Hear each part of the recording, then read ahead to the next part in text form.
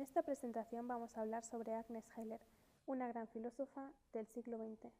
Agnes Heller, filósofa húngara nacida en Budapest en 1929, está considerada como una de las pensadoras más significativas de nuestro tiempo. Nace en el seno de una familia de origen judío. En su adolescencia fue testigo de los horrores del Holocausto, experiencia que ejerció una fuerte influencia sobre toda su vida y trabajo. Su padre, que ayudó a varias personas a huir de la Europa nazi, murió en el campo de concentración de Auschwitz. Paradójicamente, la que se convirtió en una de las más brillantes representantes de la llamada Escuela de Budapest no era en el terreno filosófico donde pretendía destacar, sino en el científico, sobre todo después de leer una biografía de Marie Curie que le inspiró acerca del papel relevante que podía jugar una mujer en aquello que se propusiera. Al acabar la Segunda Guerra Mundial, a los 17 años, comenzó a estudiar física y química en la Universidad de Budapest. Confiesa que por aquel entonces la filosofía le parecía algo completamente inútil, pero asistir por casualidad a una clase del filósofo marxista Georgi Lukács sobre filosofía de la cultura cambió su vida, y aunque no entendió apenas nada de la terminología usada por el profesor Lukács, sí comprendió que era algo importante relacionado con el sentido de la vida, con las preguntas que le inquietaban desde su adolescencia, hasta el punto que le impactó que un año después tomó la que según Heller fue la decisión más determinante de su vida, elegir un camino, el de la filosofía. Particularmente sobre mi trabajo. Siempre estaba interesada en la pregunta ¿cómo fue posible que pasara esto? ¿Cómo puedo entenderlo? Y esta experiencia del Holocausto estuvo acompañada de otra, la de vivir en un régimen totalitario. Esto despertó preguntas muy similares en mis inquietudes personales y en la investigación mundial. ¿Cómo puede pasar esto? ¿Cómo puede la gente hacer cosas como estas? Así que tuve que averiguar qué moralidad hay en todo esto. ¿Cuál es la naturaleza del bien y el mal? ¿Qué puedo hacer respecto al crimen? ¿Qué puedo saber sobre las fuentes de la moralidad y del mal? Este fue el primer interrogante. El otro interrogante fue una pregunta de corte social.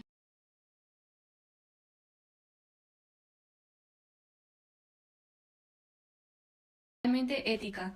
El sujeto revolucionario para Heller no es ya la clase obrera, sino el individuo. Su ruptura con el marxismo se pone de manifiesto en frases como «Solía considerarme marxista, pero ya no. No soy ni marxista ni post-marxista, soy Agnes Heller». Abandona sus estudios por los de filosofía y se convierte en discípula de Lukács, impulsor de la denominada Escuela de Budapest, que postuló un marxismo heterodoxo. Con 18 años se une al Partido Comunista, del que fue expulsada en 2 ocasiones, la última vez en 1958. Quiero pensar con mi propia mente lo que considero bueno o malo, falso o verdadero. La Revolución Húngara de 1956, que cuestionaba el estilo de gobierno estalinista, fue un acontecimiento político importante en la vida de Heller. En el caso del Holocausto, no fuimos actores, fuimos los sujetos de otros actores. No podíamos elegir, decidían por nosotros. En el 56, por primera vez, sentí que algo dependía de mí. En 1973, a raíz del llamado Juicio a los Filósofos, resolución del Partido Comunista Húngaro que impedía trabajar en las instituciones a todos los hostiles al marxismo-leninismo, numerosos filósofos y sociólogos, entre los que se encontraba Agnes Heller, por sus posiciones revisionistas del marxismo contrarias a la política oficial, se quedaron sin trabajo en el Instituto de Filosofía y Sociología. Ante esta situación y de la vigilancia policial y espionaje a que fue sometida, decide abandonar el país. Solo se tiene una vida y yo realmente quería hacer filosofía, tenía que escribir filosofía, no quería jugar su juego y no quería vivir como una paria, así que decidimos abandonar.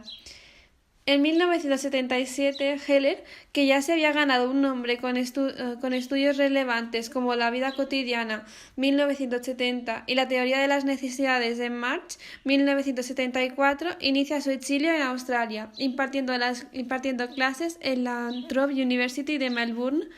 Posteriormente, en 1986, fija su residencia en Nueva York, trabajando como profesora de filosofía en la New School. Una de las contribuciones más destacadas de Agnes Heller a la filosofía se circunscribe al ámbito de la vida cotidiana, a través de uno de sus libros más conocidos, Sociología de la vida cotidiana. La autora confiesa que, aunque lo considera todavía un libro marxista, En él ya decide abandonar la dialéctica, rechazar el paradigma de producción y el rol histórico del proletariado. Creía que en el estado cotidiano, en el hacer de todos los días, podía lograrse tanta autenticidad como cuando se sale de él. Mi héroe era la heroína de todos los días. Por eso reformulé el problema de la autenticidad. Es evidente. Siempre se ha destacado en Heller la relación entre su obra y su biografía. En gran parte de sus numerosos libros y artículos ha intentado responder a muchas de sus preguntas acerca del totalitarismo y sus causas, el Holocausto, la moral, la modernidad, la visión del arte y la literatura, abarcando a través de su extensa y multifacética obra un amplio abanico de cuestiones filosóficas, sociológicas, antropológicas y éticas. En su prolífica obra destacan El hombre del Renacimiento, Teoría de las necesidades de Marx, Sociología de la vida cotidiana. Fue miembro de la Academia Húngara de las Ciencias y ha recibido importantes premios de filosofía, además de ser doctora honoris causa por diversas universidades.